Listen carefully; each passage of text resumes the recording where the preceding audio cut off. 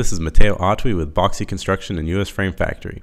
We use AgaCAD's metal framing suite to detail modular buildings, wall panel projects, or stick-built projects. This is AgaCAD metal framing in 60 seconds.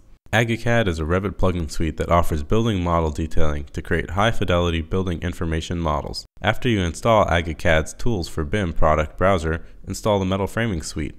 Start with any plain old Revit model with walls, floors, and a roof. Import the families and modify the settings for the stud layout, bracing, and sheathing.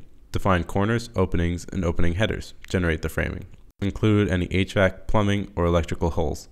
Align, remove, and add studs and detail the model in any way you can pretty much imagine. Once you are happy with it, use AgaCAD's CNC exporter to generate code to run on a Knudsen or Howick CNC roll former. Generate chop drawings and use AgaCAD's export software to generate the CNC code. If done right, your project will have 80% less waste and framing will be 3 times faster. This is AgaCAD metal framing in 60 seconds. If you liked it, then like and subscribe or check out our tutorial on how to detail wall panels.